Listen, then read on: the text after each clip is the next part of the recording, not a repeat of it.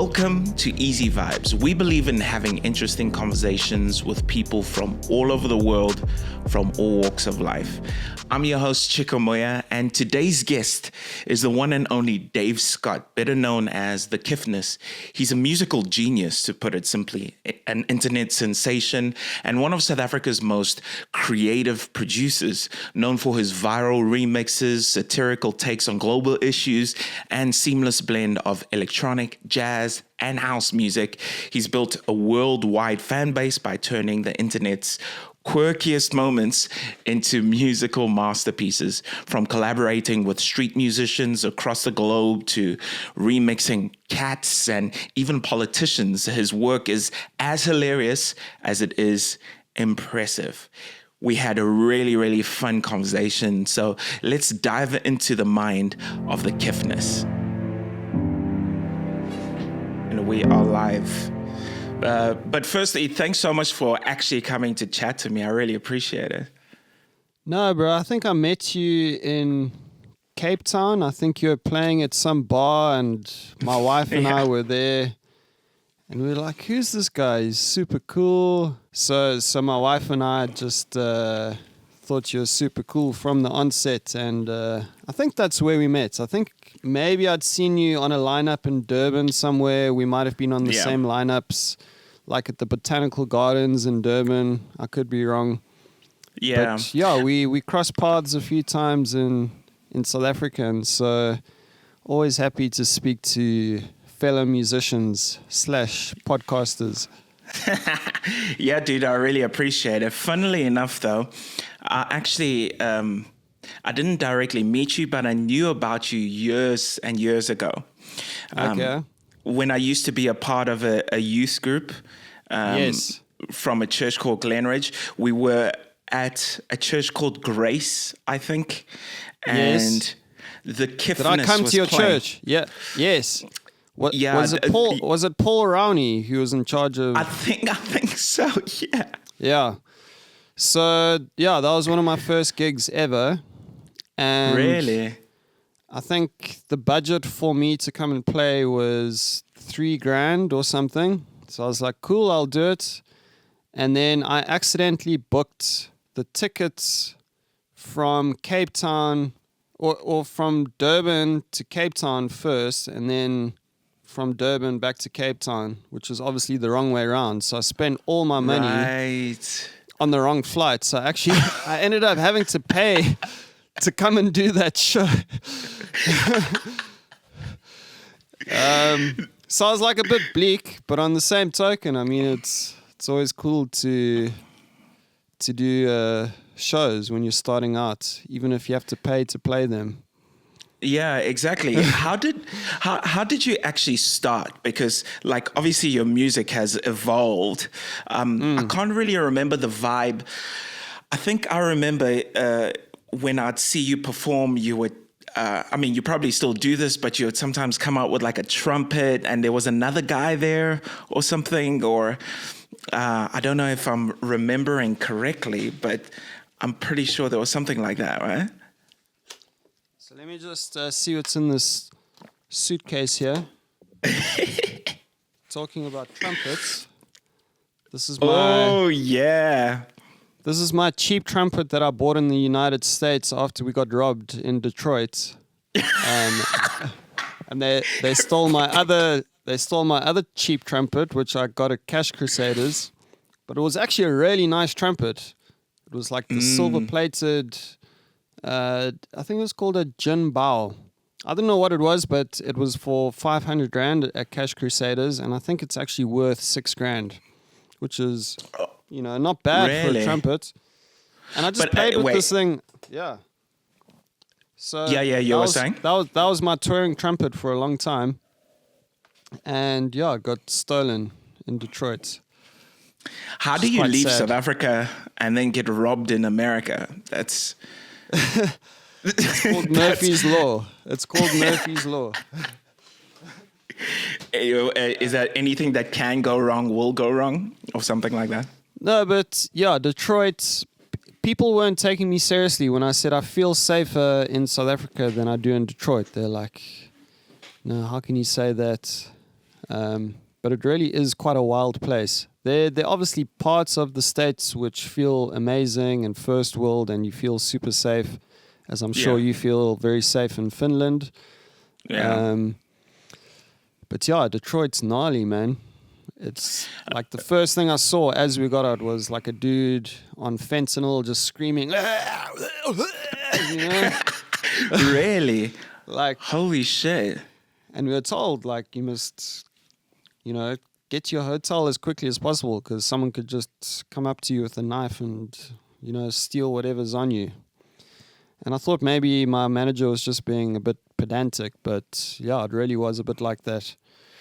Really? So, yeah, we parked our van in a secure parking. And we got robbed that night. Someone broke into 5 cars in the secure parking lot. And then the next morning, when our merch guy was kind of just seeing what they'd stolen, another guy came along and held him at knife point and said, "Give me your keys." No. And he ran away. And then that guy started stealing merch out of the van. So we got robbed twice within 8 hours. Okay, I can laugh now because you laughed. That is funny. Yo, it's pretty funny. That's kind of wild, though. And then Fox News came because, I put out a tweet saying, "Listen, sorry, Detroit, we don't have any gear, so we can't do the show." And then literally within an hour, Fox News got a hold of me and said, "Hey, we want to interview you." So it ended up being pretty good exposure. Because, I punted my other gigs coming up. I was like, if you know anyone in, I don't know, Denver or wherever we were playing, tell them to buy tickets. Yeah. It's kind of been amazing watching you especially from afar. And I'm trying to remember when I first started actually paying attention to what you were saying on Twitter and stuff like that, or X or whatever. But it's been really interesting to see you kind of dipping your toes in international politics, like, because you've always had your own views and quite strong about them, and your music has always kind of, people either love you or hate you, it seems, right? Yeah, so, it started during COVID. Like, I wasn't interested in politics at all. But during COVID, I was just making songs about the coronavirus, silly, happy, like, parody songs, which kind of got the ball rolling for me on YouTube. At the time, when I started, I think I had about 3,000 YouTube subscribers, and then the parodies took me to about 70,000. So I was quite happy doing that. So it was fun, it was easy, and people seemed to like the songs. But then obviously, the politicians here started making crazy decisions, and so parody became political satire, and that's when I started realizing I can actually use music to voice my concerns about, what Lamini Zuma is doing, banning cigarettes. I can make songs about Julius Malema, who's telling people to go burn Clicks stores around the country because of a shampoo advert. These kinds of things were disturbing to me. And if I could if I could, voice my concerns through music, it kind of made it more palatable. And I had a lot of support. But the media just started coming after me like crazy. And that's when I started realizing, geez, like, the media are so biased and vicious, and I didn't understand it. But I guess through platforms like X, it's starting to make a lot more sense. Just how bad the media are and how they distort the truth. Because on X, you can see things at their source. You can watch full videos where, the evidence is there for you. You can engage directly with different politicians and commentators, and there's just a lot more out there for you to be able to,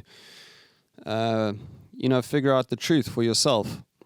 And the media, it's a global, phenomenon where the media is just, they've got their narrative and that's what they run with, and they'll, really try their best to distort the truth. So, Yeah, I don't know. Obviously, with me touring internationally now, I'm getting to see places like America and see firsthand the problems that they're going through. Places like San Francisco that I went to when I was 8 years old are like different places now. They're completely different. And, I've got family in the States. And I think because I'm spending more time there, I just naturally, I'm more interested in what's going on there. And, I'm spending a lot of time in tour vans where we're going from city to city. So it's a good opportunity for me to listen to different podcasts. So that's what I'm doing in the tour van most of the time, just chilling out, listening to guys talking about, with the election coming up, there was a lot of interesting debates. Listen to all kinds of people, J.D. Vance, obviously Trump. I didn't hear much of Kamala doing podcasts because I don't think she can speak for 3 hours. And it's the weirdest thing. Like I probably would have been a Democrat if I was an American. Yep. But just with the way that the media is changing, Democrats can't hide behind, this propaganda machine that they've built up, which is the mainstream media. And things like podcasts are really just, showing people for who they are. I mean, I'm not the biggest Trump fan, but at least he could speak to Joe Rogan for 3 hours, and that's who he is. And I'd rather have someone like that as president, knowing exactly who he is, even though I don't agree with everything he says, than someone who's just this puppet, who's being told what to say, and actually is a very shallow and hollow person. Yeah. Yeah, dude, I completely get you. I feel like I was very much like you in terms of, I'm pretty liberal in general. Like, we're artists, like by nature. By nature, if you are an artist, you kind of have to be a liberal and just be open to stuff. Like otherwise, if you're conservative and all kind of closed up, like you're not going to write great music. But on the same token, I feel like you can be liberal as an artist, but also hold conservative views in your personal life. I think people often think if you're a conservative, this is what you believe in. Or if you're a liberal, you're in that box. But I somehow think I'm a bit of both. Some things I'm very liberal about, other things I'm pretty conservative. We're all complex people. Yeah, no, I completely agree with you. How much of your views are shaped by, your faith? Like, is it like the foundation of everything, or is it kind of like, I think we've both grown up Christian and going to youths and all this kind of stuff. But I'd say, becoming a father has really strengthened my faith. When you bring a child into the world, it really changes a lot of things. In what way? I think I can't speak for everyone, but I think for the most part, people who have kids just naturally shift more towards the center or to the right. If they were liberal, I think a lot of the things that they were maybe loose about or didn't think about too much, suddenly you're forced to actually care about it because you're bringing a child into the world. So I think, maybe in the past, I would have said, like immigrants from around the world should just come into a country and, everyone should hold hands and sing Kumbaya and, it's all great. But if you've got a kid, you want them to be safe and to feel safe in their environment. You don't want just random people, coming into your country and, coming with their sets of beliefs and turning things upside down. There's nothing wrong with immigration if people are willing to assimilate into the culture and, provide, to be an asset. Yeah, to be an asset. Yeah. And these are things that I previously wouldn't have thought about. And things like abortion, seeing my wife bring this child into the world and seeing, this child grow inside her stomach, it does stuff to you. Like before, I'd think, yeah, people should be able to abort a child if they want to. If they don't want it, they shouldn't have to have it. But actually witnessing it changes how you see it. Like, I'm definitely more pro-life. Seeing this baby grow before my eyes than I was when, I didn't care about that stuff as much. So, yeah, fatherhood definitely changes things. And yeah, I think it brings you closer to God because you start leaning more into, just what a Christian really means, and you want to be a good role model to your son or your daughter. And yeah, I hope my son, sees me as a man of God, even though I always fall short. We all do.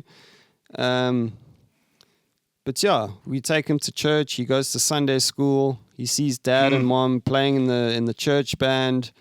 And, I think those How are all old very is good he? things. He's 2 years old. He's turning 3 next month.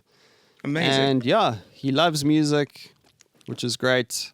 So hopefully he follows in my footsteps in some way. Maybe he can become my ghost producer, so I don't have to make cat songs. I can just go lie in the pool, get my slave just son chill to out. just... Hey, you're not making enough cat songs, boy. But before I go on to like something I wanted to ask you about South Africa, when was the first time you took a cat sound and I would guess you run it through Melodyne or something, maybe, I don't know, or... Funny enough, the first cat song that I ever made was the first song I made when I found out I was going to be a dad. Oh. Yeah. So what was that one called? It was called A Lugga Lug Cat. Because it's Oh, going yeah, a lugga Lugga lugga Lug, lugga yeah. lugga lugga lugga ha lugga lugga ha. I remember that. Yeah, I was in an interesting headspace. It's really surreal when you're like, flip, I'm gonna be a dad.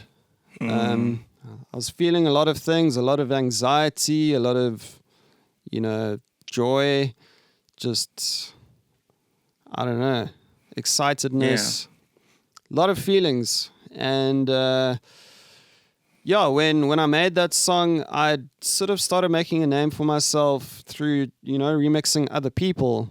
There was a song with the Turkish guy, Bilal Gorgen, who's singing Ivan Polka, which is a Finnish folk song. And It then, is? Oh, shit. Yes. Yeah. Right. Right. Yeah. I think, I remember that. Yeah. It's a Finnish folk song. Sung by Turkish guy, remixed by South African. So this was like, That's people like from the around Rainbow world. Nation vibes. Like Yeah. that's... Yeah, so it felt good, and I started doing that stuff because, the political satire was bringing a lot of heat. There was like a target on my back, and it just wasn't fun anymore. So this was a response to that, where I was like, I'm going to make something that's just completely non-political and just fun. Right. And then that blew up. And then I said to myself, okay, this is what I want to do.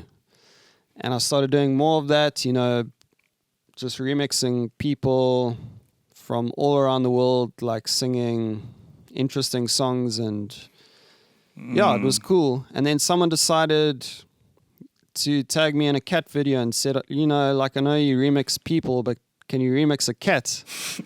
And I saw this video and it was quite interesting, but I thought, no, this is too out there. And I didn't want to do it. But then as I was going to bed, there was like this little voice inside of me. As a Christian, we might call it the Holy Spirit, Right. saying, He's like, do it. do the uluga. Do the luga Do luga. So I was like, okay, let's give it a shot. And Right. yeah, I went into studio, and as you said, Melodyne is a thing that I use. So I took the sample. For those of you who don't know what Melodyne is, it's like pretty much auto-tune, but it's not the kind of auto-tune that T-Pain uses. It kind of just puts things on pitch and makes it sound good. So I use Melodyne quite a lot where, I'll try not to edit the original sample. I'll edit it just as much as it needs to be edited. Otherwise, the more editing that goes on, the less soul, it has. It just starts sounding a bit robotic.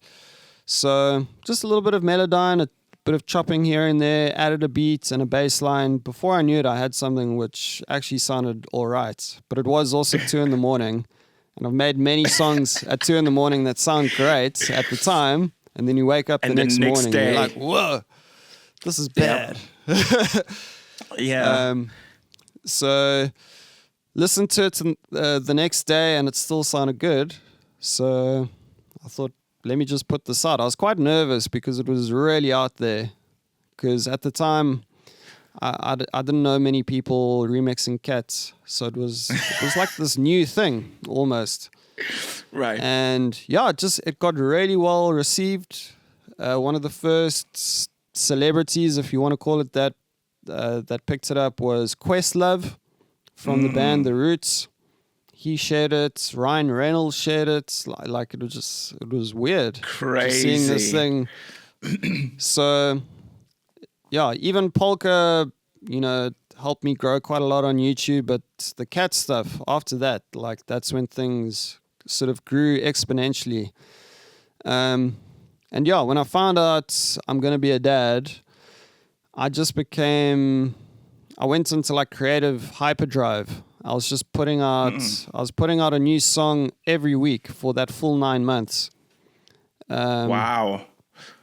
Just what, yeah, like you were releasing it on like Spotify and stuff, or some on Spotify, some were just on YouTube.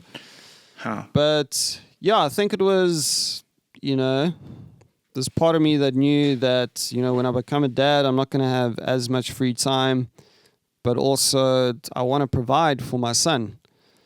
And I want to make sure that, when he gets here, I can afford nappies and all that stuff. So I was just banging out the videos and yeah. Because of course that was during COVID, so you couldn't go out and do shows, right? And then that was the time when there was this huge thing about like all these companies were popping up saying that people can tip you while you've perform live streaming. There was so much rubbish going on around that stuff. Like a lot of people didn't. We tried the live streaming shows and it just didn't feel right. I hated it. Yeah. You're trying to perform and there's no one in the room. There's just this camera and you're like trying to be happy but you're actually very sad because you're in a room by yourself. And then the other people on the other side like sitting there in their pajamas and they're like, I don't know. It was just a weird time. No, it was really, really weird. I never bought into that whole kind of vibe. But it must have been it must have been so strange though, seeing such big names actually engaging with something you created. Like that must have been insane. I mean, it was strange. But yeah, if there's anything that I've learned throughout this whole process is, the creative process is the prize. So what I mean by that is, throughout my life, I'd always thought, if only I had as many Facebook likes as Goldfish. A silly example, because I always looked up to Goldfish and I was like, these guys are the best, which they are. They really are cool. But I just thought, no, if they got 100,000 followers, I've only got 20,000. If only I had 100,000, then I would have made it. And then I got there. I was like, yes. Okay. Like it's cool for 2 seconds. And then you go, okay, well, now what? Million followers, like that's when I'm gonna feel this is it. And then you get there, you're like, cool, okay. It's just the high is very fleeting.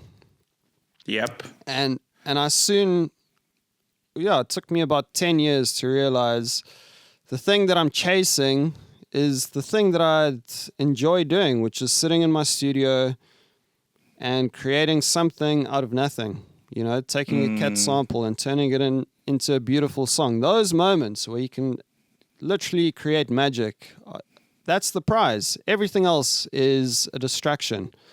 Yeah. And I'm just glad that I figured that out like now instead of when I'm 80, you know, trying to chase this high that never actually exists. Yeah, I totally agree with you. Yeah. Yeah, so I mean, and it's not to say that we shouldn't be stoked when Ryan Reynolds or Questlove shares our video. I mean, it is cool. Don't get me wrong. But if you're living for those things, you'll never be fulfilled. But if you're living for, you know, just staying true to yourself and staying true to God and just doing stuff that, you know, your son or your daughter could be proud of one day when you're gone. And, you know, Yep. for me, that's the kind of thing. Like when I'm gone, my legacy is my music, essentially.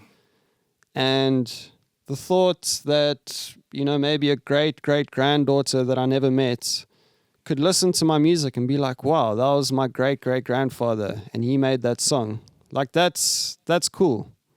That's the kind of thing that I aspire to, you know. Maybe they won't listen to my music. Maybe Spotify won't be a thing. Maybe they'll just have AI music playing 24/7 in their brain. But, yeah, I really hope not. But yeah, that's such a beautiful thing, man. Like, even just talking to you, I kind of get the sense of like, I feel like you've always spoken your mind or whatever, but you seem to have really rested in your mental space or your beliefs or your the way you view the world. You seem to be kind of all right, just being like, yeah, this is where I stand. And then I saw, I know in South Africa you have like clips of newspaper headlines on the poles. I think I saw one that was like, no. Do you not have that in Finland? No, not really. And then I remember I saw the one that said, and I laughed. It said, "The Kiffness will never change," or something. That's right. That's right. What were you doing to make them stress out like that? So it was actually an old poster, and it was when I was making these parodies or the political satire stuff. Right. And yeah, it was the Citizen that put that out, and basically the whole article was saying, you know, despite being called a racist and despite being called, you know, a Nazi or I don't know what they were calling me, the Kiffness says he will not change. But like trying to say that I'm this idiot who's just doubling down and not like apologizing for the things that I'm saying. Because a lot of people do bow to that pressure.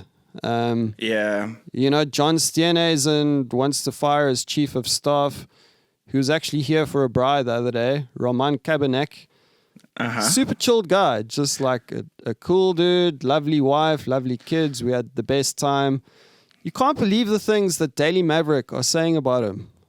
It is. Are they just lying or? They're just lying. It's just utterly insane. They're taking things that he said, you know, 10 years ago on Twitter, which were actually historically true statements about Bantu people. I don't even know what he said, but just taking these like tweets out of context and saying, look, this guy's Hitler. And John Steenhuisen is hiring him. How can you hire this guy, John Steenhuisen? And he was headhunted by John Steenhuisen because he's a super bright guy. He had a platform called The Morning Shot where they would analyze politics every day, pretty much every day on their channel. And I would get a lot of my information from them because you can't trust the mainstream media. It's polar opposites. So he was headhunted And just because of the noise that the media were making, John Steenhuisen said, he wants him to step down because this is now a distraction from the good work that we're doing. So instead of just ignoring them and just being like, piss off, he bows to the pressure, which in turn enables them. They go, oh, this stuff works. We can bash someone. We can write 10 articles about them, and then it's going to make John Steenhuisen give us what we want, which is for this racist Nazi to step down. Meanwhile, he's doing an excellent job, and that's the sad part, is that everyone reading this stuff now thinks, oh, this guy's bad news. Oh, gosh. But he's actually the guy that you want as the chief of staff, because he's running a tight ship. He's, respected by the people in his office. But no, now the media gets what they want. And but he has said no. He's been asked to step down, and he's like, no. Really? Like what is the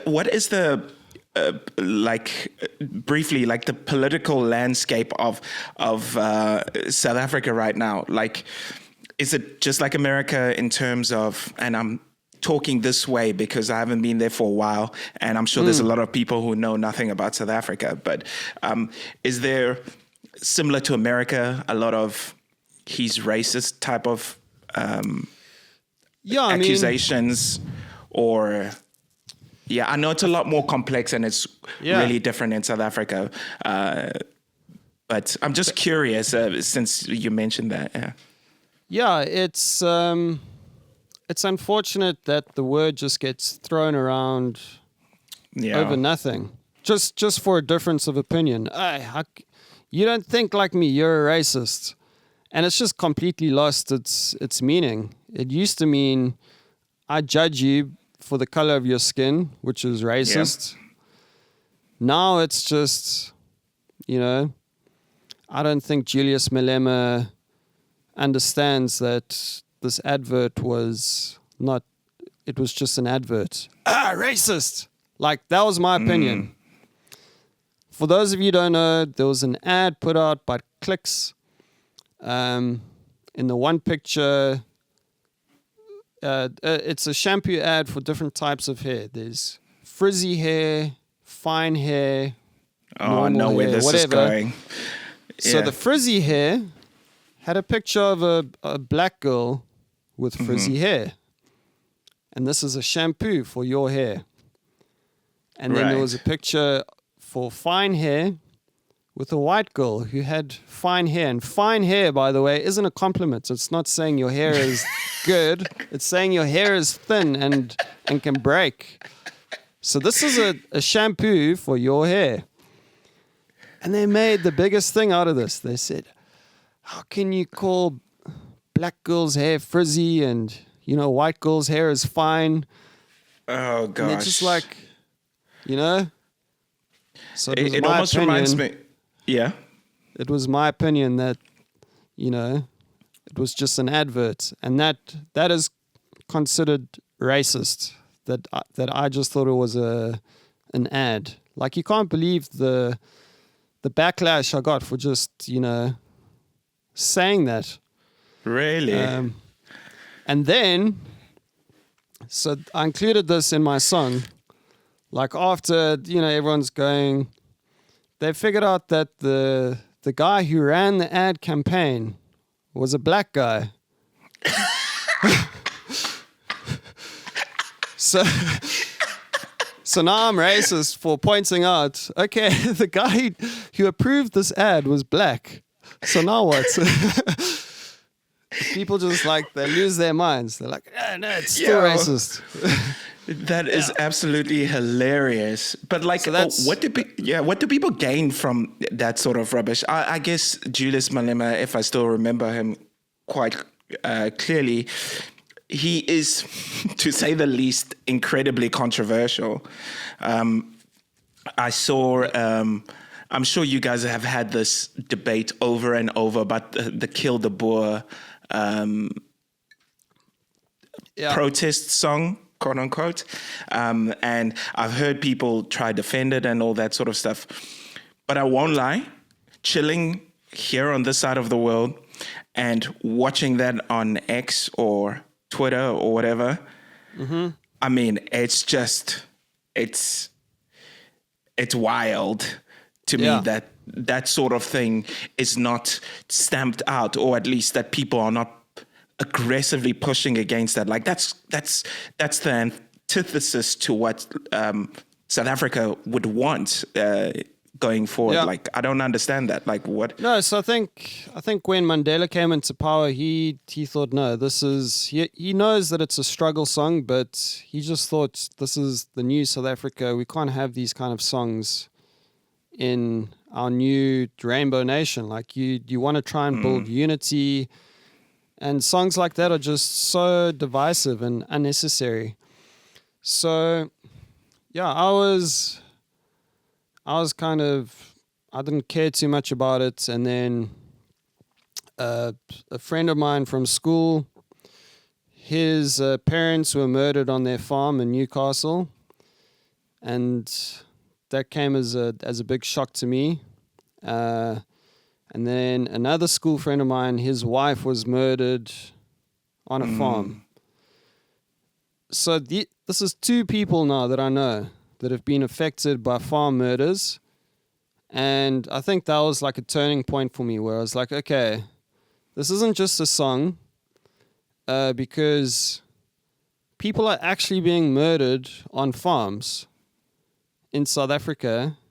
And who are you to sing about killing people, killing farmers while it's actually happening? It's like the most crazy, insensitive thing you can do. But for him, that's the point. He just wants attention and power. And the easiest way to do that is to, just be as controversial and divisive as possible. And that's all he's ever been good at doing. And, luckily, his party's not growing. It's declining. He's kind of wasting away. I don't know what. Maybe people are saying he might have AIDS. Maybe he's just on a diet. I don't know. But he doesn't look well, in my opinion. Yeah. He used to look quite chunky, right? Yeah. Like he was a big guy at one point. But he's not as, charismatic as he used to be. I think he knows that the end is near. Like we just don't have the appetite for this stuff in South Africa. Even though he'll have his diehard supporters who will sing that song, to the bitter end.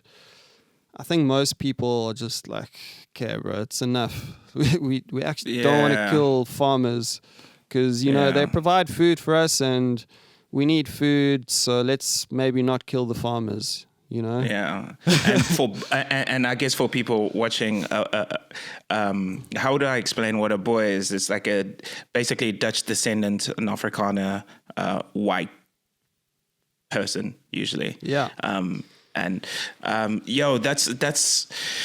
I can imagine that people must be getting tired of that sort of rubbish, right? Like, I mean, I'm sure people just want to live and move on. Yeah. Or am I overstating things, or is there still a lot of animosity and anger? To an extent, but I think there have been pretty extensive studies going out and asking people, what are your number one concerns?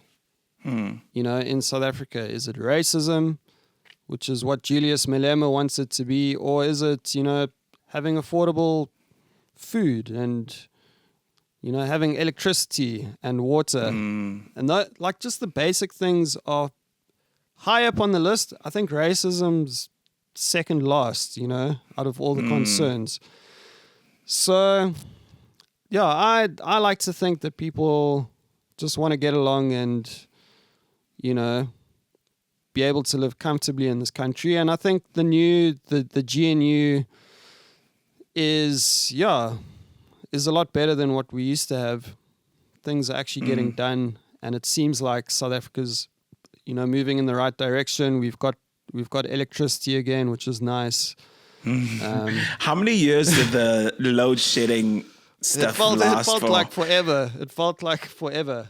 But yeah, For those watching, load shedding, basically, for a period of time, you'll just not have electricity. They'll just they'll be like from this time to this time, and there's different degrees of the severity of it, right? Like, whatever. You get level 1, which is, your power's out for an hour a day, and then it will go up to level 8, which is where they come into your house and blow your candles out because no, it doesn't get that bad. Hey, yo, that would be. That's just South African humor. Like when things are really bad, we just make fun of it because we almost have to. It's like a coping mechanism. Yeah. So yeah, it just as a South African, you appreciate the small things in life that you probably take for granted there in Finland. Like electricity is just a given. Yeah. And here it's like a blessing. Yeah, got lights. Nice. you know what the funny thing is living here in Finland, because especially online, people like to call me like the most positive person here or whatever. But do they know. It's because you lived in South Africa. Yo, little do they know. It's because this train is 1 minute early. What? I literally take everything. Like this, there's not much that I take for granted here. I can't believe, I've seen black people out here complaining that there's so much racism. I'm like, bro, brother. Yeah. You ain't seen nothing. Because even in South Africa, obviously there's certain areas, blah, blah. But growing up in South Africa,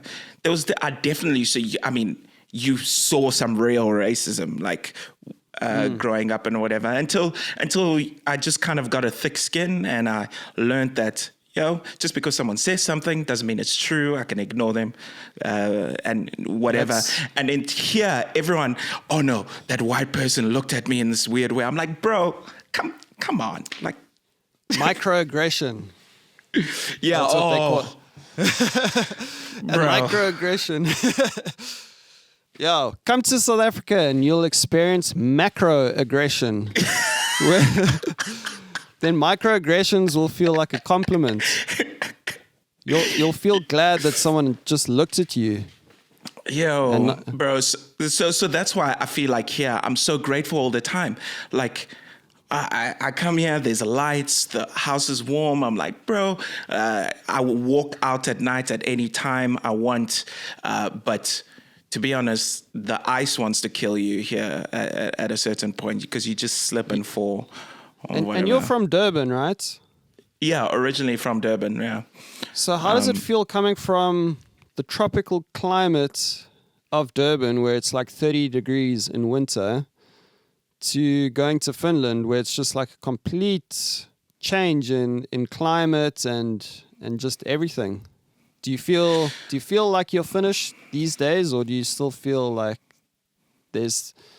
you're still very much a South African living in Finland? Or how does it feel? Yeah, that's an interesting question. To be honest, to answer the question in two parts, I feel like because I left Durban and moved to Cape Town, where I met you. But I'd been living in Durban for most of my life. But when I moved to Cape Town, that's when I felt like I was truly home, to be honest. Like Cape Town was just something else, man. I don't know what it was. It was just maybe the people there, the locals were less aggressive, I found, especially the fact that I wasn't born in South Africa. Like I moved to South Africa when I was like 2 years old. So the whole, he's a quere or whatever. That's basically, that's a derogatory way to call an immigrant, yeah. Yes. Yeah, there's some serious tribalism in KZN. If you don't mind me asking, where did you come from originally? Yeah, where the Congo. The Congo. Yeah. Yeah. So the tribalism, I think, between, Congolese and Zulus, it's pretty hectic.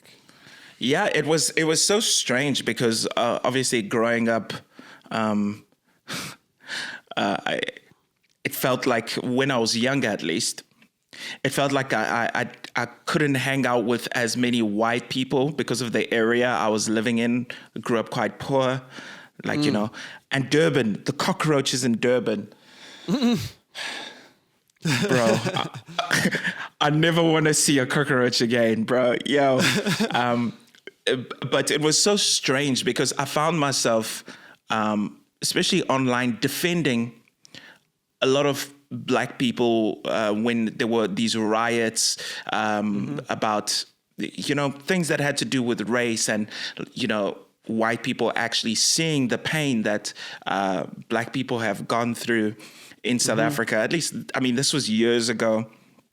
And I was like in the forefront trying to defend and be like, bro, you need to at least try and understand. But on the flip side of the coin, the same people I was defending go like, yeah, quit it. Yeah. So you kind of caught between a rock and a hard place there. Yeah. Yeah, I was in a similar boat because, I think it was at the start of, the fall movements, fees must fall, roads must fall, all the stuff. Yes. And I had a bandmate who, was following all this stuff and, for lack of a better word, I think was quite woke. Woke back then was seen more as a compliment than anything. I think these days it's kind of like an insult in a strange way. But like I would listen to him and we would have these talks about what was going on, and I would say, I understand that university fees are expensive, but do you think these guys should be burning buses and like burning the libraries? Because if you do that, then the fees are going to become more expensive because they have to buy more buses, And he was like, no, you're white-splaining. You can't tell black people how to behave when they're angry. And I'm like, okay, like I don't understand. Yeah. Like that's not something I would do if I was angry.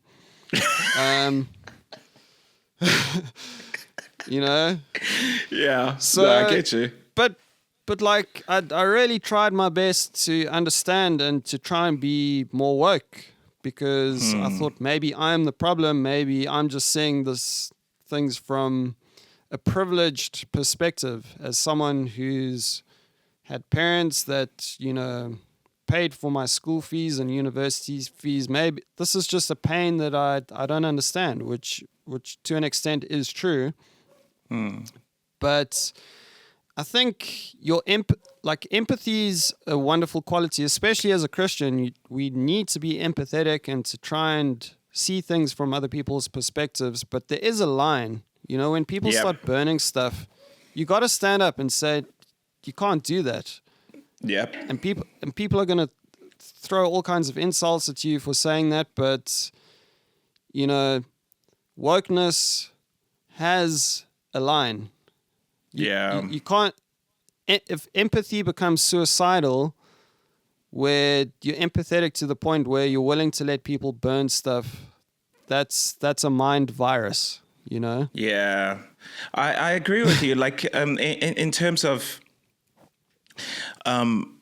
when people talk about wokeness, or like how you were just talking about how being a father changed you and some of the explanations you gave are just kind of pretty common sense. Like I had an interview with a politician here in Finland, and he's a gay man married to an African man, and he was talking about how he doesn't think he thinks that Finland should make sure that Sharia law is never in any way even thought about here in this country, that if you come here, you live by Finnish laws and that's it. And because he said that, he got fined, people call him racist, and all that sort of stuff. And I'm like, wait, hang on. This is what did he say that is wrong in this? Like, there was absolutely nothing wrong. He wasn't saying he hates Muslim people or whatever the case is. And you get that sort of vibe nowadays where it's like, imagine Jesus, but without any justice or a moral compass, which means it's not Jesus at all. I feel like people take this idea of Jesus and grace and kindness and all these things, and they take it and they empty it of any of its substance. Yeah. And then what you're left with is this weird shell. And what you'll find in that group is that there's no forgiveness. Like there's literally no grace or forgiveness at all. If you messed with them in some sort of way, you are a pariah in their eyes forever. You're now a Nazi, racist, even if you're black. Yeah, Islamophobe or whatever. Yeah, it's an interesting thing where if you have valid concerns about, the LGBT community, you're called a homophobe. If you've got valid concerns about Islam, you're called an Islamophobe. When I grew up, if you had a phobia, it meant that you had an irrational fear of something. If you're a claustrophobe, which is you have an irrational fear of small spaces, that's a phobia, because it's like, well, to an extent, small spaces are, it's scary. It's kind of a rational fear in my view. But I was thinking about this the other day. Like, this is the woke mind virus where they're telling you that you're irrational, but you know that the things that you're concerned about are completely irrational and should be discussed. And you can't even discuss them because you're just automatically called whatever phobe, homophobe, Islamophobe, Afrophobe, I don't know, whatever. If people have valid concerns, they should speak about them. And I was recently cancelled from speaking at my junior school. I was meant to speak at the prize giving because Really? Yes, I had rational concerns about a man called Dr. Suleiman, who's a Muslim, and he runs one of the biggest NGOs in South Africa called Gift to the Givers. I've heard of it, yeah. I've supported them for many years. They do amazing work. They help people all around the world, where there's a need, droughts or whatever. They'll go and dig boreholes and give people water. If there are fires, they'll go and put them out. They do amazing work.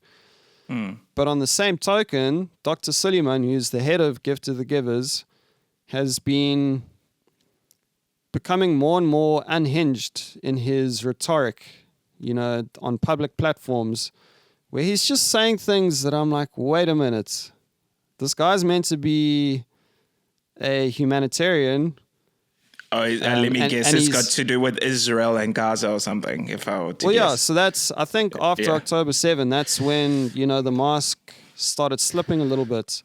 Yeah. And, he was just saying stuff that were at odds with what his NGO stood for, which is non-partisanship and, bringing people together. The first thing that he said, which I thought was strange, and we've talked about the EFF a little bit, when the GNU was formed, which is this new government of national unity where the DA and the ANC and all these parties come together to form a unified government, he was asked in an interview, what's your prayer for the GNU?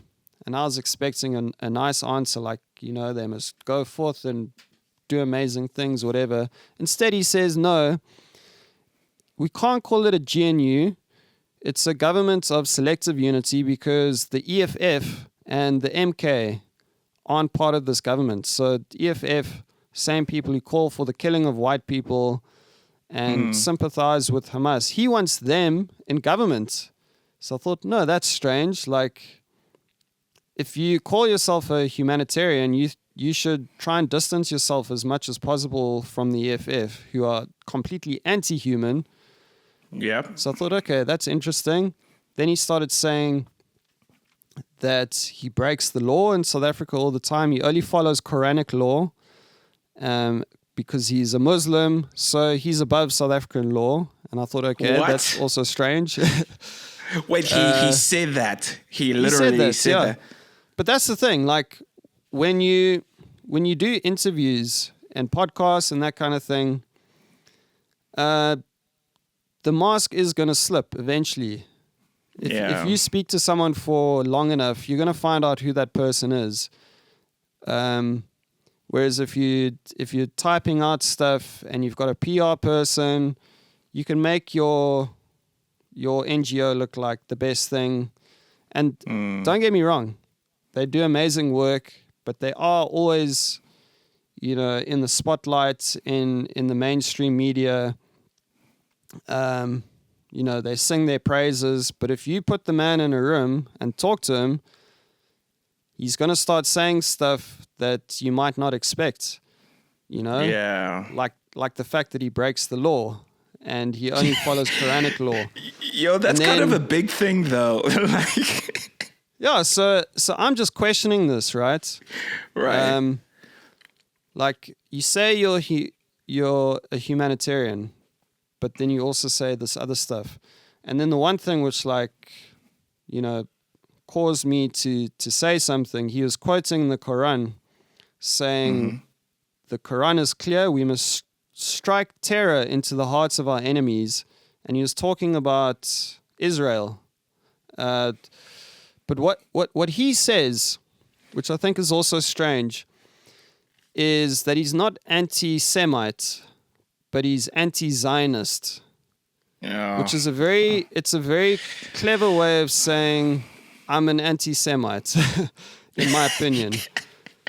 He's saying if you believe Israel has the right to exist, then I am going to strike fear and terror into your heart because that's what the Quran tells me to do. So he's going on about how he's anti-Zionist, but he loves Jewish people, but Zionists are like evil. And it's just so anti-humanitarian because Gift to the Givers say that they will help people regardless of their beliefs or their culture. But this is just straight up anti-Semitism. And I think more and more people are waking up to that. So he quoted the Quran. I quoted the Bible. I posted this video of him and I quoted the Bible verse that says, "Beware of false prophets, because they'll come to you in sheep's clothing, but inward they are ferocious like wolves." That's like a perfect description of what this guy is like. And he does claim to be a prophet. He started Gift to the Givers because he had this religious experience where like a prophet told him that he must start this NGO and just help people. So that's how he started Gift to the Givers. And it's an interesting situation. So when I quoted the Bible and I said, beware of false prophets, sheep in wolves' clothing, I said, this guy is posing as a humanitarian, but it's a front for a far more sinister agenda because I'd seen enough to see that, he's not the guy that he says he is. And I got all kinds of abuse for that, which I was expecting because just a few verses before that, the Bible says, blessed are those who are called all kinds of evil things because of me. Don't worry about, I can't remember the verse word for word, but it says, your rewards are in heaven. So don't worry about the attacks that happen here. Like, think of the bigger picture. So how do you handle the type of, because you're one of the biggest names in South Africa. Like, how do you handle the vitriol? Like, if you say something, especially if you're being accused of racism or something, how do you handle that? I think death to ego. You have to you have to kill your ego. And as an artist, that is a very difficult thing to do. Most artists, to some degree, I think, have this deep desire to be liked by all people. They don't want any haters. Me. You just described me. we don't want any haters. We want everyone to love us. And the best way to do that is to just make music and keep your mouth shut. Dude. But I don't know. It's difficult. I feel called to bigger things, things that matter. Not that cat songs don't matter. They do. Like, they bring a lot of joy to people, I've done shows where, people come up to me and say, your music really helped me in a dark time. And it's great, that my music can do that. But, I can't just watch this stuff and have these thoughts and just keep it to myself, because I think it's important that, I think it's important that people talk about it and, start opening their eyes. Like, people just want the truth, and the media aren't giving them that. So I think it's up to ordinary people like you and myself to just hash it out and talk about it, and hopefully more and more people will just kind of form more logical and reasonable opinions just by listening to conversations like this. But at the end of the day, I think the truth is what matters most to me. Whatever happens in between, where people call me all kinds of things, as long as I, feel that I've done my due diligence and I'm not trying to defame anyone or say things irresponsibly, it doesn't matter what people say, because I know what I'm doing, and I'm not going to get it right all the time. There are going to be times where I say things that, I thought were right, but actually end up being wrong. But for the most part, the media will call someone a racist, and then I'll be one of the few people to say, actually, no. And then I'll get attacked. Dude, and then 2 years later, there we go. He wasn't a racist. It's the truth. Yeah. It's kind of funny, dude, because like I relate to that so much, because I had to take a little break from music for a little while, because I was just feeling like I wasn't finding as much joy in it. So I took a little bit of a break and decided to do social media, mostly Instagram. And I built up this following, and and I've seen your videos, man. Like, some of them have gone crazy viral, and it's really cool to see. And it's been really cool. And now I'm kind of getting back into music, like I'm producing my own music. But I remember I would sit around and I would watch the news, or I'd see things on X or whatever, and there would be this, I don't know what, when you just can't hold back, you have to talk like this. You sing so much bullshit, and you're like, I have to do it. So when the Israel-Gaza conflict started, I remember. Yeah. At first, I was so confused. I didn't care. I was just like, Middle East. I'm still confused, man. I try and understand what's going on, but it's just so much. Yeah, it's like, but I remember so I started watching a lot of people talking about it, and then I started to do my own research, because I was just like, okay, cool, I'm gonna make a video explaining from 2005, when Israel kind of pulled out of Gaza, to now, and what happened? Well, what led up to all of that? And I just did a retelling. It was like a 10-minute video. I had to cut it shorter. Yeah. I just did a retelling. And the amount, and this was quite fresh, like quite soon after the conflict started. And this was my first taste of real vitriol and hate towards me. It was, and I was just like, I just wanted to be liked by people. I was just like, bro, I just want, good vibes, whatever. But then when I started to look at some of the history of that and whatever, and then I would hear someone in the media say something, and I'll be like, but that's not true. Not only is it not true, it's it's demonstrably untrue. Like this is insane. And then I after that backlash, I remember for a few weeks I kind of like pulled back a little bit. I was like, yo, did I mess this up? Is this the way things go? But as things began to go on, I realized that no one knows anything in general, like in life. No one really knows anything. Like people, the more you know, the more you realize how little you know.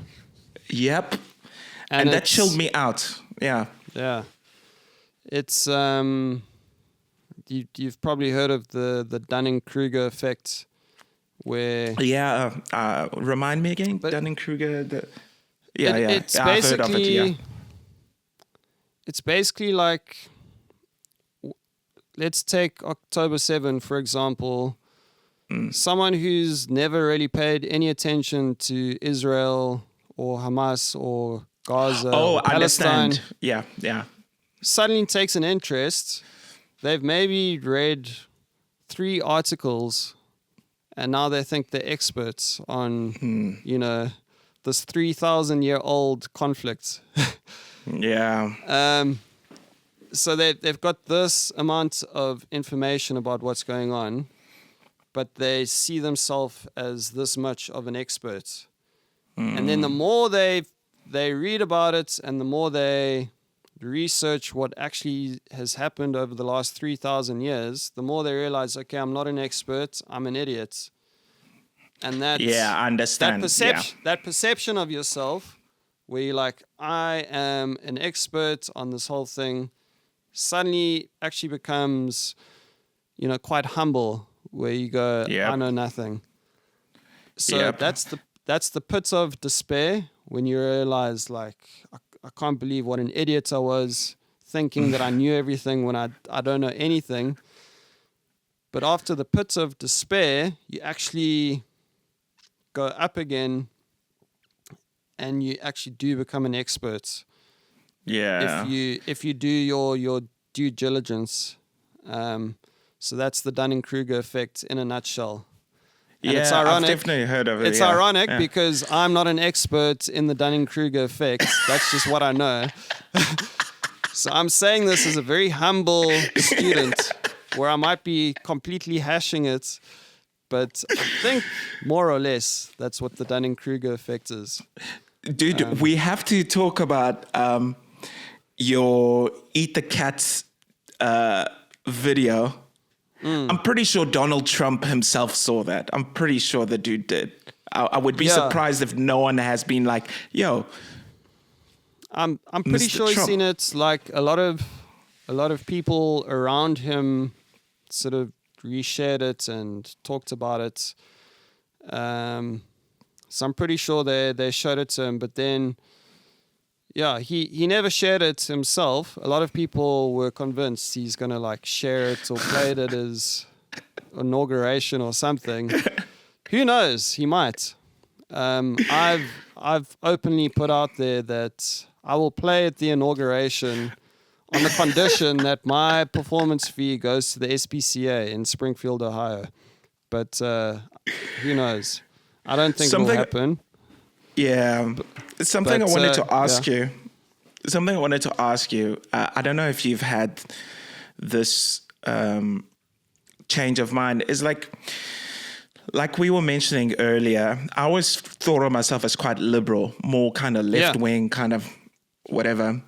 And then a bunch of things began to happen in the world, from COVID to these other things to Ukraine and Russia to Israel and Gaza, and seeing the way people are interacting with each other and seeing some of the more outlandish stories coming out, like in Scotland, where a male was just declared himself a woman and got put in a woman's prison. And, I'm all for people being gay and doing whatever, but some of these pride videos began to look like, even my gay friends were like, bro, what is this sort of stuff? And then when I began to just like, I don't think that's the way it is, suddenly I get put under the umbrella of right wing, or I'll speak to a right wing person and they'll say, and like I'll agree with most of what they say, and then I went through this weird process in my head. I'm like, bro, am I one of those right wing dudes? Like I grew up thinking right wing means bad and terrible and stupid, right? And then now Finland's I'm just changed like, you, bro. It's all that snow. It's made you right wing. No, I'm just, no. So the way I see it is, I feel like we're in like a massive social experiment to see, who's gonna stay who they are, and who is going to shift with the Overton window. So the Overton window being what is socially acceptable at a given time.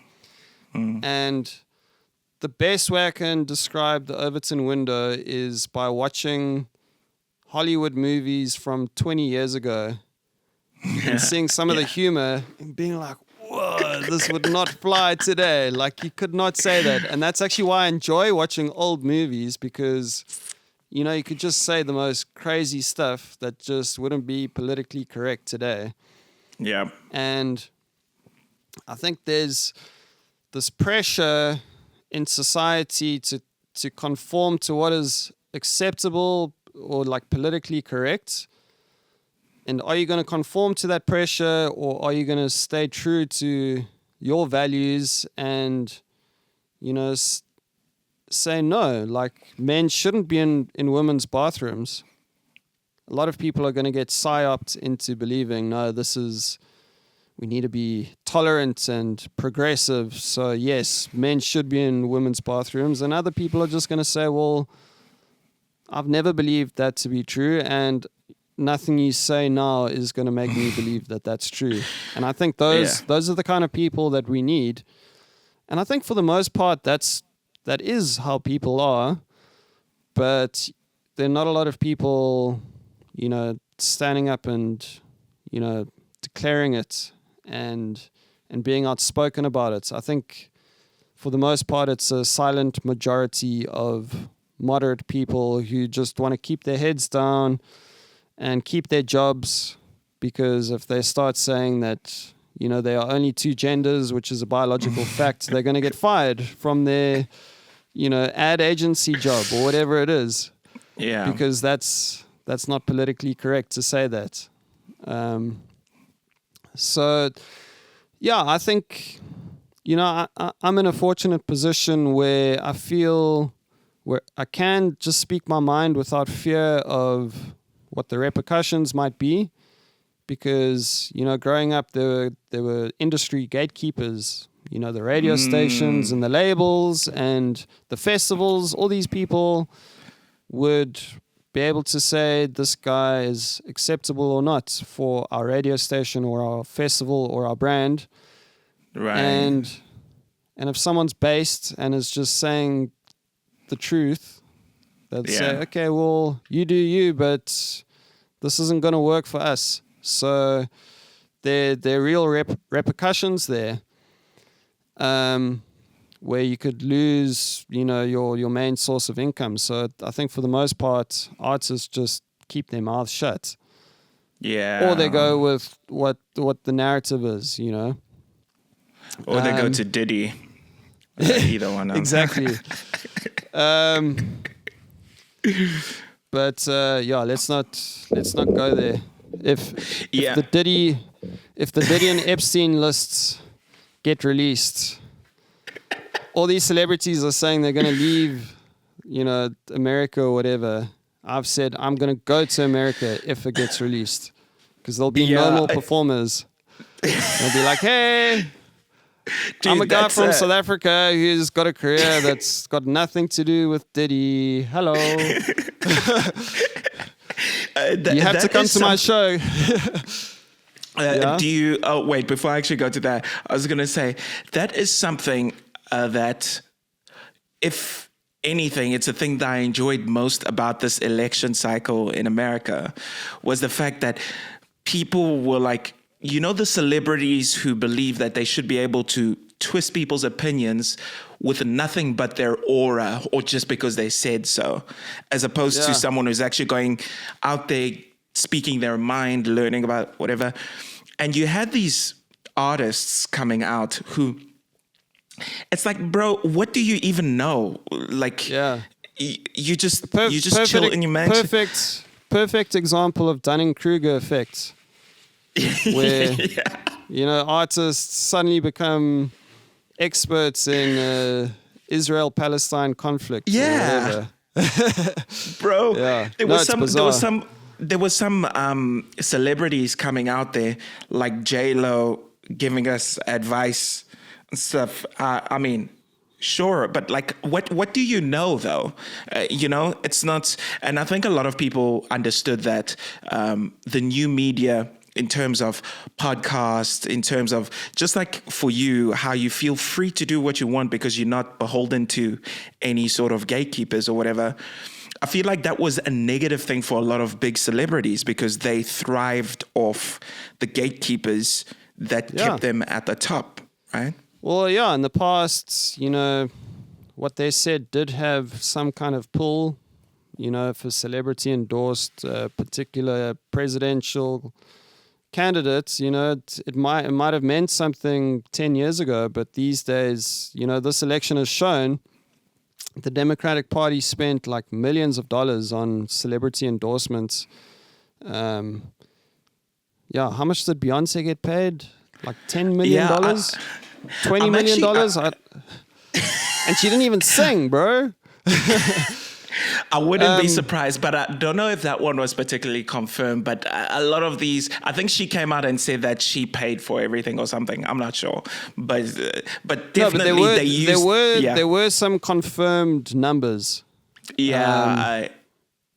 Probably. But yeah, a lot of them got, you know, at least $1 million or $2 million. Like crazy. Yeah. So anyway, they're spending all this money on celebrities, and the budget is $1 billion. The whole campaign budget, like right. What? $1 billion, and you lose. And I think, the Republican campaign budget was like a third of that, 300 million, which is still a lot of money, but you know, to have a third of the budget. But you're just spending the money more wisely. You're going onto podcasts, which are free. Like Joe Rogan doesn't charge you to come on his podcast. You go on the podcast because he invites you, and he just wants to speak to people that he wants to speak to. He invites Kamala Harris. She didn't come. She said, you know, we'll do it, but you have to come to the special set that we've designed, and there are going to be other people in the room, and we've got to keep it at 45 minutes. And he's like, no. That's not how it works. You know? What was South Africa? Because here in Finland and most of the Nordic countries and Scandinavian countries up until quite recently have been quite left-wing leaning. And like a lot of countries like Germany, Sweden and stuff are kind of reversing that a little bit because of immigration and whatnot. But like, what was the feeling in South Africa during the South African elections and also the American elections? The South African election was interesting because it was going to be the first time since, you know, post-apartheid that the ANC were likely going to fall below 50%. They've been really strong up until now. Like, people are just fed up. They keep making promises, and they're at like 40% now. Oh, sorry. I'm just getting cramp in my leg there. And I'm like, don't worry. We're almost done. I never thought I'd see the day the ANC would get below 50. And Helen Ziller predicted this like long before. She knew it was coming, and she was called a racist for saying that, you know, that the ANC are going to fall below 40% and the DA are going to get 20%. And it happened.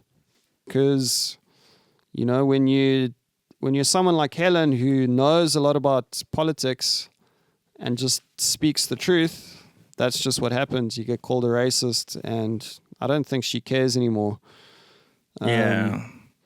but yeah, it was an interesting time. I tried to do my part. It's interesting because I voted DA, but the things that John Steenhuisen are doing now makes me not want to vote for them. But we'll see what happens. But Right. there was this advert that the DA put out where it was a picture of the South African flag and it was burning.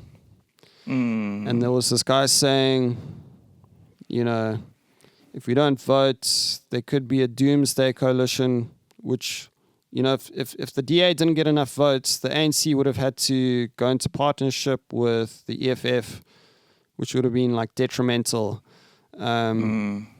But because they were able to get 20%, they figured out an arrangement. But anyway, this advert was put out with this burning flag, and people were saying that, the DA is being racist, and, you can't burn the flag. It's unconstitutional. Meanwhile, it's obviously just like a metaphor for what would happen if, the Doomsday Coalition became a reality. So I made a song based on Bed on Bricks, Beds Are Burning, using this flag. So that was like my return to political satire, just for that brief moment. And that song was really well received. And it was just really cool to see that for the first time the ANC aren't just calling the shots all the time. Like we've got reasonable people in power for the first time. But yeah, some weird stuff also happened. A friend of mine, Ronaldo Gous, I don't know if you know of him, but he was probably one of the first political commentators on YouTube. And he used to be a bodybuilder. So I think when he was younger, he was like a roid rage butt, He had a lot of anger, but he still spoke a lot of sense. Yeah. And he was making videos which, I think were made with the intention to shock people, but also, through that shock, just get their attention so he could make his points.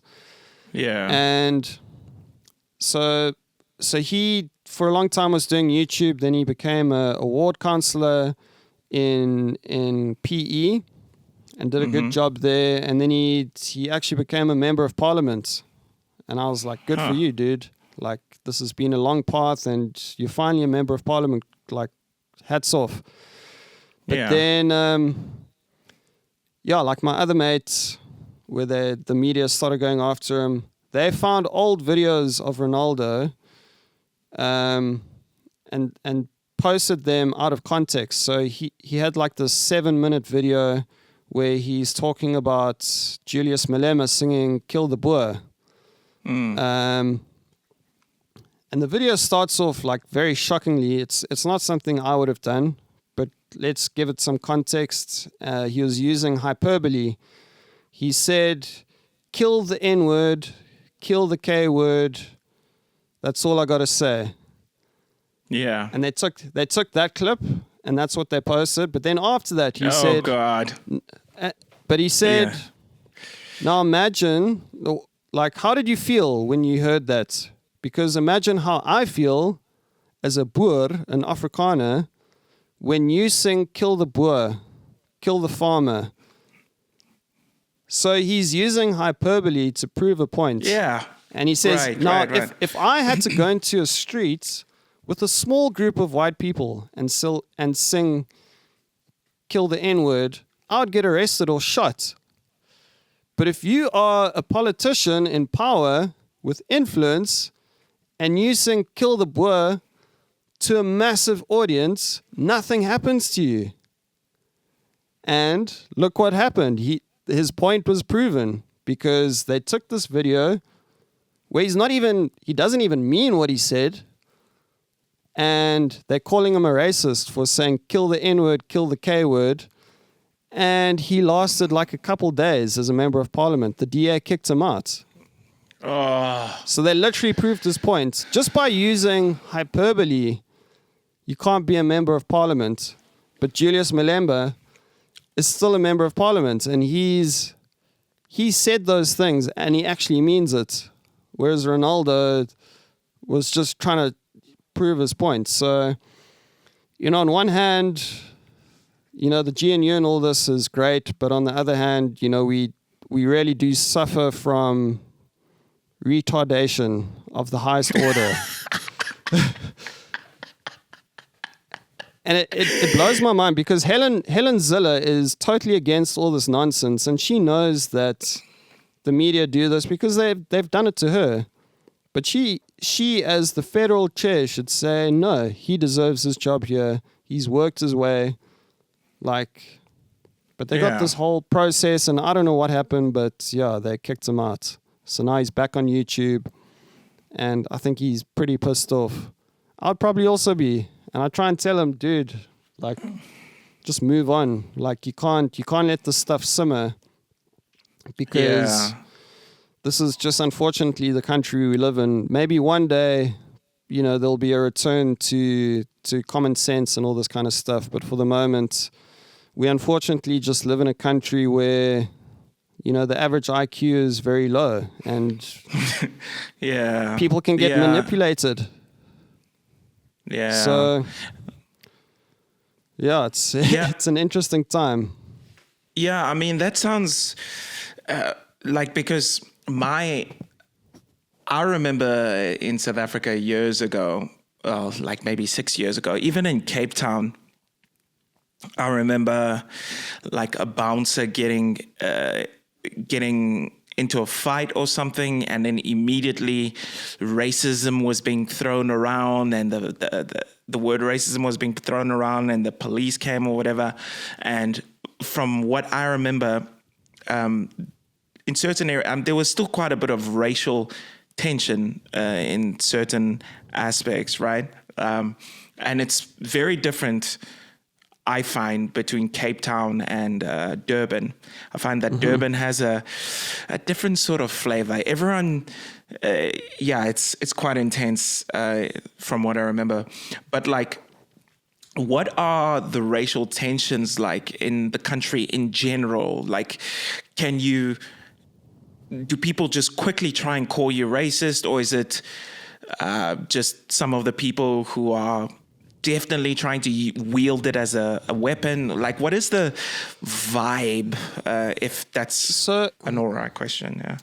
Yeah, my experience is that places like X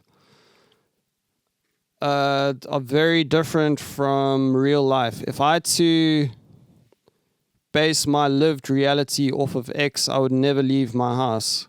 But every time I do leave my house, I'm greeted by people who smile and are very warm. And so I really do think for the most part, South Africans just want to get along. And, I've very limited real life experiences of racism. You see them in the news and they're always blown out of proportion. And most of the time it's maybe some kind of broken telephone or I don't know what. But I've actually met people that have said horrible things about me online, and they're totally different in person. There's funny something how that about, happens. There's something about looking someone in the eyes where you can actually feel their humanity. And yeah, it's similar to road rage, where if someone cuts you off in traffic, you'll swear at them and say horrible things, but then you end up in the same parking lot and you pull up and you actually see them face to face, not behind a windscreen, and you feel differently. And I think it's the same online. So yeah, I've never had people call me a racist, on the streets or whatever. That's just my experience though. No, I totally get you. I think it's just weirdly for me, the most antagonism I ever received was because I was an immigrant, which is really strange, and it was because of the area I was living in. But to your point, I do find, I mean, some of the best events and parties and stuff that I went to happened in South Africa because there's just a something there. But lastly, I guess I'll just ask in terms of, because you've been able to do something incredible, which is you've been able to take your art without changing yourself and still be able to have an impact and scratch that itch inside, the one that doesn't want to be silent in the face of injustice and all that sort of stuff. Like, you've been able to somehow do that, which is amazing. What is your hope going forward, both in terms of your career and the impact that you would want to have, like, just if you were to just think huge? Sure, that's a good question. My hope is that I've got interesting views about the afterlife. I think there's definitely a realm that we're not aware of. I don't think anyone really knows what happens once we're gone. But the one thing I do know is that certain people make such an impact during their lives that when they die, they're remembered forever, you know.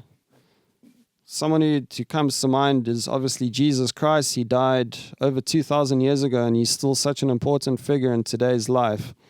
You know, people like Nelson Mandela, we still talk about him.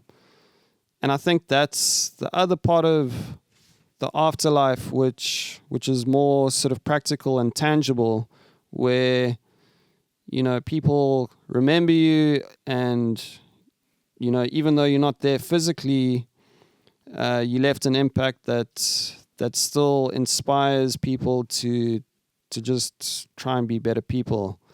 And I guess that's my hope, is that my career will inspire others to forge their own path, because I think building your own platform where you're not beholden to gatekeepers is very important, because I think that's what silences a lot of people, where they depend on other, you know, structures to form an income. I'm lucky enough to have built my platform on YouTube and Spotify pretty much by myself. And that has given me the freedom to say things and still have support from my fans. You know, I've got this direct connection through the subscriptions that I've built with my loyal fans. So that in itself is, you know, a major blessing, that in a sense I'm uncancelable. I don't want to say I'm totally uncancelable, because, you know, someone could, you know, really not like me and, I don't know, do something horrible to me and put me in hospital, you know. That's a possibility. Yeah. But for the most part, yeah, I just want to live an honest life and try and stay true to my calling. I think that the pursuit of truth is the most wild adventure that anyone can go on. It might put you on a path that you wouldn't expect.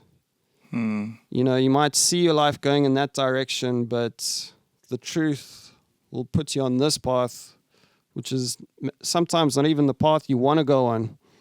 But in the end, I think so long as you are, you know, chasing the light, even when it's like really hard, especially when it's hard, that is going to be the thing that's going to bless you and the people around you. And that's it. That's amazing, man. Yeah, just keep following the light. It reminds me of The Gladiator. I think Maximus says, what we do in life echoes into eternity. which is That's a much easier way of saying what I just rambled on about for the last 3 minutes. Should have just quoted Gladiator, damn it. You should have just said, Dave, let me stop you here. Maximus put it into a simple tweet, which would have got 10 million likes, and your ramble would have maybe got 3 likes. No, I think it was awesome because you explained it in the way that your heart was resonating with, giving it its own flavor. It's the long format. Maximus is like the nice meme, chunky size format, and I just expanded on what he basically said. And that's and I guess last is just any upcoming projects, anything that you're doing at the moment, tours. Yeah, next year is going to be pretty busy. I'm touring the UK in February, doing Ireland, Scotland, England. Hopefully I can come to Ireland, by the way. That would be cool. Oh, cool. I'll bring my girl with.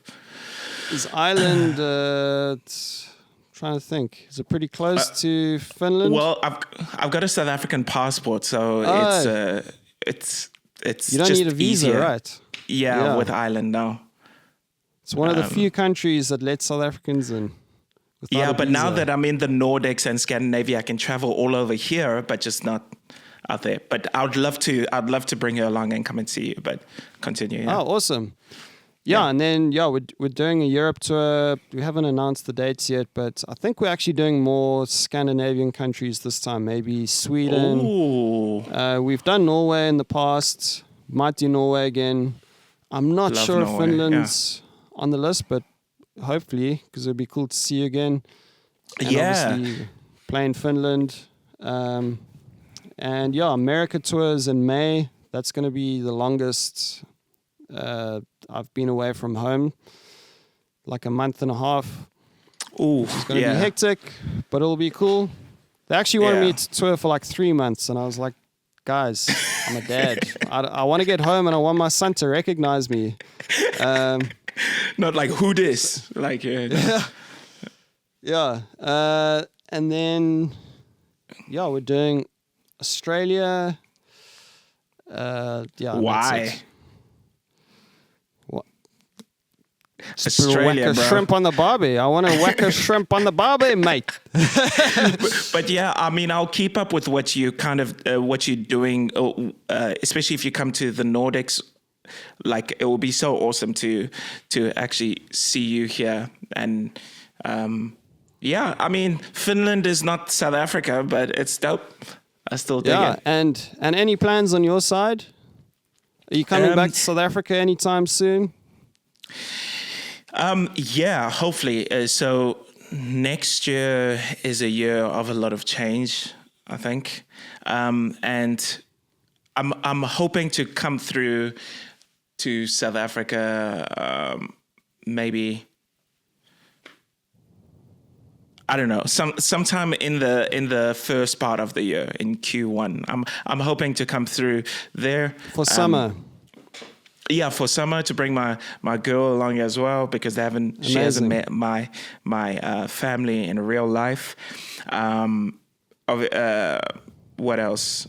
Obviously, I'm doing podcasting, social media, and I was producing my own music because I got tired of relying on other people. Because, like, I hate it. I just realized I hate it. I really don't like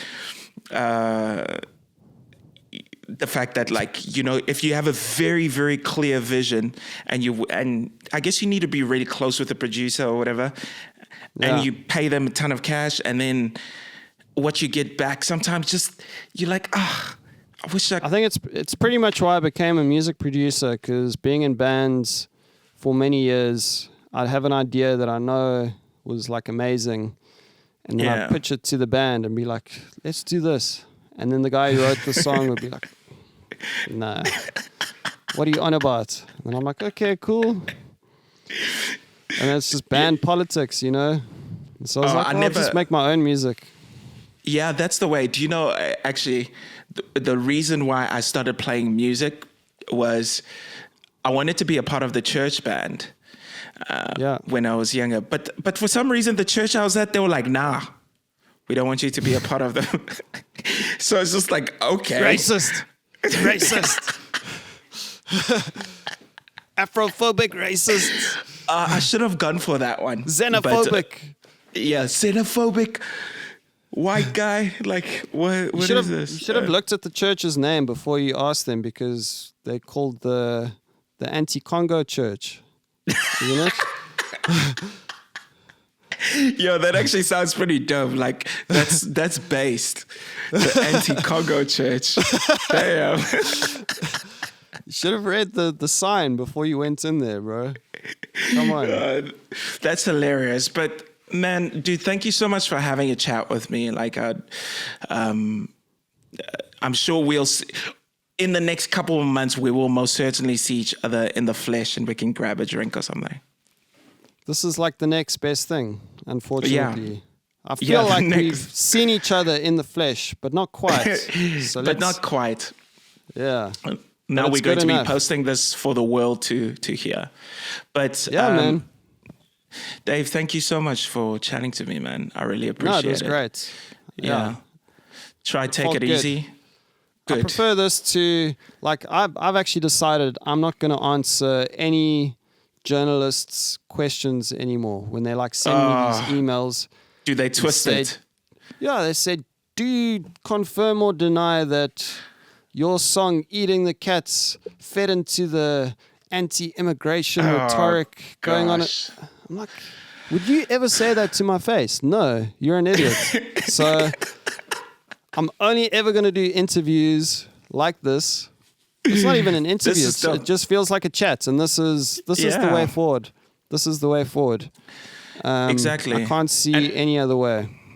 Yeah, and for anyone listening out there, this is where, like, having conversations like this and just kind of airing out our thoughts is so important. It's like, and it's cathartic for us as well. Yeah. Knowing like I was stressed before coming here because I was rushing and whatever, and then and now I'm like, I'm it's feeling all good, man. Life's not but anyway, so bad. man. Peace out. Enjoy your evening. You too, brother. God bless. Thank you. Stay warm. You too. I will. Cheers, man. Bye.